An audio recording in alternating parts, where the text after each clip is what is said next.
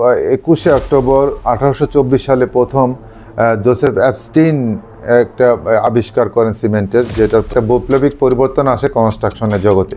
এটাকে আমরা ব্লকের অ্যাডহেসিভ বা আমাদের ব্র্যান্ডের নাম ক্রিয়েটিভ ব্লক ফিক্স নামে পরিচিত। এখন কেন ব্লকের অ্যাডহেসিভটা আমরা কেন ইউজ করব? এটা আসলে 1983 সালের পর থেকে অলমোস্ট 1995 সাল পর্যন্ত এই ডেভেলপমেন্ট চলতে থাকে। এই চলতে থাকার পর এরপরই বিশেষ করে ইউরোপে জার্মানিতে যে কাজটা হয়, স্ট্যান্ডার্ড অ্যাডহেসিভের তৈরি এই সময় হয়। এটা 1995 সালে সাবমিট করা হয়, 2001 সালে এটা পাবলিশ হয়। এরপরে গিয়ে আসলে দেখা যায় যে প্রাথমিকভাবে জার্মানিতে এটা আবিষ্কার হলেও এটার যে এত পরিমাণ বেনিফিট, সেই বেনিফিটের কারণে সারা পৃথিবীতে ছড়ায় পড়ে। প্রথমে ইউরোপিয়ান কান্ট্রি, আশেপাশের কান্ট্রিগুলো, এরপর ডেভেলপিং কান্ট্রিগুলো এটাকে গ্রহণ করতে থাকে। এর সময় গঠিত হয়নি। প্রথমে 1995 সালে FAST ফার্স্ট নামে একটা কোম্পানি ছিল এবং তারা এখনও আছে। এবং যেই জিনিসটা প্রথমে শুরু হয় সেটা টাইলস অ্যাডহেসিভ হিসেবে। টাইলসের অ্যাডহেসিভ আপনারা জানেন, বাজারে বিভিন্ন ধরনের টাইলস অ্যাডহেসিভ রয়েছে, কয়েক রকমের রয়েছে। আসসালামু আলাইকুম বন্ধুরা, সবাইকে স্বাগত জানাচ্ছি আমাদের চ্যানেলে। আমি মোহাম্মদ শিবলি নোমানি।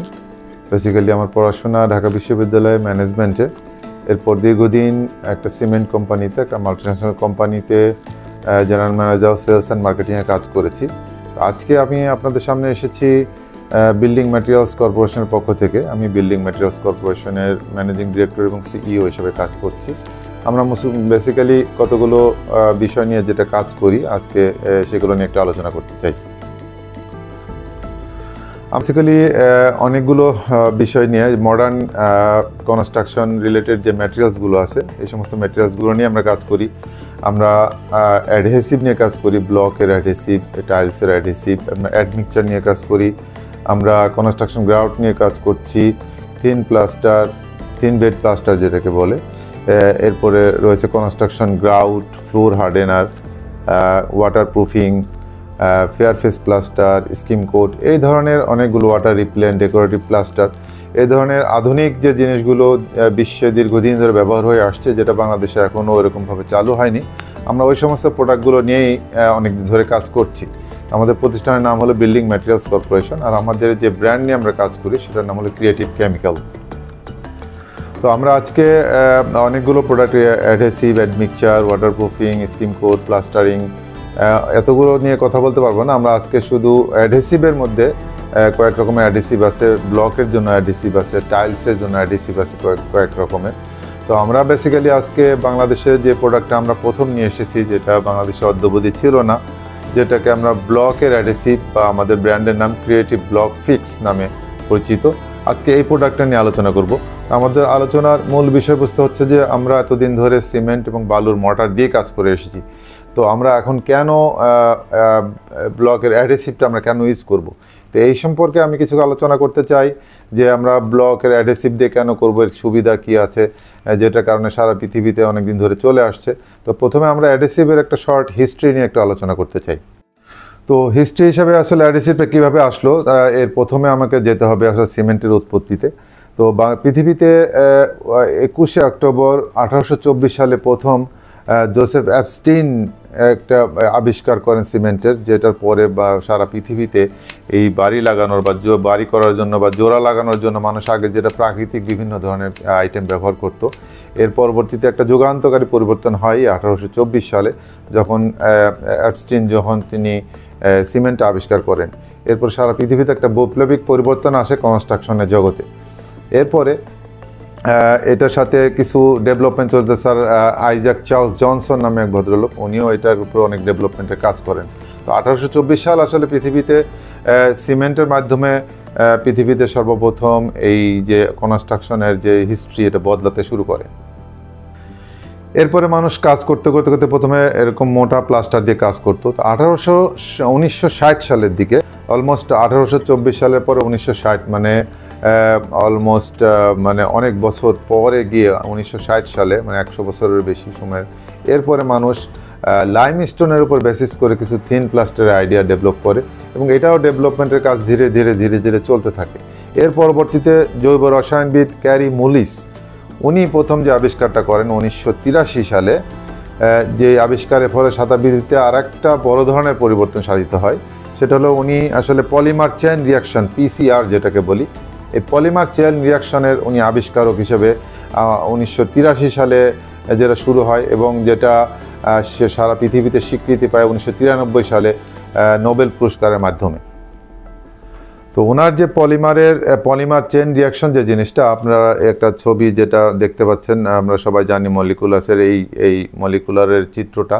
তো এইটা আসলে মূল জিনিসটা কি করে, এটা হচ্ছে যে প্রত্যেকটা জিনিস এমন একটা আবিষ্কার যেটা তৈরি হয় যেটার মাধ্যমে অ্যাডহেশনের পরিমাণ অনেক বেড়ে যায়, স্ট্রেংথ বেড়ে যায়, অনেক ফ্লেক্সিবিলিটি বাড়ে, ওয়াটার প্রুফিং বাড়ে, এরকম অনেকগুলো বিষয় এই চেইন রিয়াকশনের মাধ্যমে তৈরি হয়। যেটা পুরো এই সিমেন্টের মাধ্যমে যে একটা আবিষ্কার ছিল যেটা কনস্ট্রাকশন জগতে, এর মাধ্যমে এটা আরও অনেক ধরনের পরিবর্তিত হয়ে, এবং এটা আসলে 1983 সালের পর থেকে অলমোস্ট 1995 সাল পর্যন্ত এই ডেভেলপমেন্ট চলতে থাকে। এই চলতে থাকার পর এরপরই বিশেষ করে ইউরোপে জার্মানিতে যে কাজটা হয়, স্ট্যান্ডার্ড অ্যাডহেসিভের তৈরি এই সময় হয়। এর মাধ্যমে দুই ধরনের জিনিস তৈরি হয়, একটা কেমিক্যাল বেস এবং একটা পাউডার বেস। তো কেমিক্যাল বেসড ক্ষেত্রে আমরা অনেকেই জানি বিভিন্ন জিনিস জোড়া দেওয়ার জন্য আঠা, কাঠের জিনিস বা প্লাস্টিকের জিনিস জোড়া দেওয়ার জন্য কেমিক্যাল বেস যেটা লিকুইড ফর্মে আসে, সেই জিনিসের উপরে পলিমারের একটা বিশেষ প্রভাব পড়ে এবং এটাও একটা অনেক উন্নতি করে। এর পাশাপাশি আসলে 1995 সালে প্রথম যখন এই একটা ইউরোপিয়ান স্ট্যান্ডার্ড আবিষ্কৃত হয় এবং এইটা 1995 সালে সাবমিট করা হয়, 2001 সালে এটা পাবলিশড হয়। এরপরে গিয়ে আসলে দেখা যায় যে প্রাথমিকভাবে জার্মানিতে এটা আবিষ্কার হলেও এটার যে এত পরিমাণ বেনিফিট, যে বেনিফিটের কারণে সারা পৃথিবীতে ছড়ায় পড়ে। প্রথমে ইউরোপিয়ান কান্ট্রি, আশেপাশের কান্ট্রিগুলো, এরপর ডেভেলপিং কান্ট্রিগুলো এটাকে গ্রহণ করতে থাকে। এরপর আস্তে আস্তে এই অ্যাডহেসিভের উৎপত্তি আসলে এইভাবেই শুরু হয় এবং এর মূল ছিল যে পিসিআর, পলিমার চেইন রিয়াকশন, যেটার আবিষ্কার ছিলেন ক্যারি মুলিস। তো এরপরে পৃথিবীতে এইটার পরে যেটা আসে যে লিকুইডের পরপরই সেটা পাউডার ফর্মে চলে আসে। তো এটা আসলে ড্রাই মর্টার যে ধারণাটা, এই ড্রাই মর্টারের ধারণাটা চলে আসে ঠিক এই পলিমার চেইন রিয়াকশন পিসিআরের আবিষ্কারের পর থেকেই।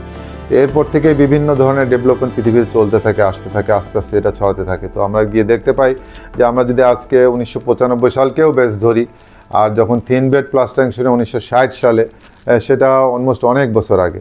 আর যদি 1995কে আমরা বেশ ধরি, তাও 30 বছর আগে ইউরোপে এটা দিয়ে অলরেডি কাজ শুরু হয়েছে। এরপরে ইউরোপিয়ান কান্ট্রিগুলোতে, ইভেন আমাদের কাছাকাছি যে রাষ্ট্রগুলো আছে, আমরা যদি সিঙ্গাপুর, মালয়েশিয়া, থাইল্যান্ড, ইভেন ইন্ডিয়াকেও ধরি, তো তারাও আমাদের থেকে 20-25 বছর আগের থেকে এই জিনিসটাকে ব্যবহার করে আসছে। তো আমরা বাংলাদেশে কোনো কোম্পানি ওই সময় গঠিত হয়নি। প্রথমে 1995 সালে FAST ফার্স্ট নামে একটা কোম্পানি ছিল এবং তারা এখনও আছে এবং তারা বেসিক্যালি কেমিক্যাল লিকুইড প্রোডাক্ট নিয়ে কাজ করে, এখনও তারা করছে। তো পলিমার মডিফাইড যে জিনিসটা, পলিমার মডিফাইড মর্টার যেটা তৈরি হয়েছে পৃথিবীতে, এটা বাংলাদেশে বিদেশ থেকে প্রথমে আস্তে আস্তে মালয়েশিয়া থেকে, দুবাই থেকে, বিভিন্ন দেশ থেকে প্রথমে ইম্পোর্ট করে অনেকে শুরু করে, এরপরেও বাংলাদেশে শুরু হয়। কিন্তু বেসিক্যালি যে জিনিসটা হয়, আমাদের দেশে যেই জিনিসটা প্রথমে শুরু হয় সেটা টাইলস অ্যাডহেসিভ হিসেবে।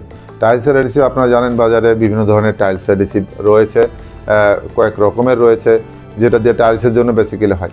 তো আমরা খুবই আনন্দিত যে বাংলাদেশে একটা ব্লকের জন্য যে অ্যাডহেসিভ, বিশেষ করে ব্লকের ক্ষেত্রে আমরা ইট দিয়ে যারা বাড়ি করি, এখন তো ইট কমে যাচ্ছে, আপনারা সবাই জানি যে কার্বন নিঃসরণের কারণে ইট পোড়ানোর উপরে একটা নিষেধাজ্ঞা আছে। কারণ আমাদের দেশেও কিন্তু ব্লকের ব্যবহার বেড়ে যাচ্ছে এবং কনক্রিট ব্লক পাশাপাশি অটোক্লেভ, যেটা AAC ব্লক বলি, এই AAC ব্লকের ব্যবহারও বাড়ছে। তো আমাদের যে প্রোডাক্টটা আমরা নিয়ে এসেছি বাংলাদেশে সর্বপ্রথম ব্লকের জন্য, এই প্রোডাক্টটা ইটেও যেমন কাজ করে, কনক্রিট ব্লকেও কাজ করে। আর আসলে যদি বলতে গেলে AAC ব্লকের জন্য এই অ্যাডহেসিভের বিকল্প আর নাই, হয়তো ভবিষ্যতে কেউ আসবে, বাট এখন বর্তমানে আমরা যে জিনিসটা 3 বছর ধরে কাজ করছি, তো এখানে এই ব্লকের অ্যাডহেসিভ নিয়ে আমরা একটু কথা বলবো যে আমরা কেন সিমেন্ট, স্যান্ড, মর্টারের পরিবর্তে ব্লকের অ্যাডহেসিভ দিয়ে আমরা কাজ করব।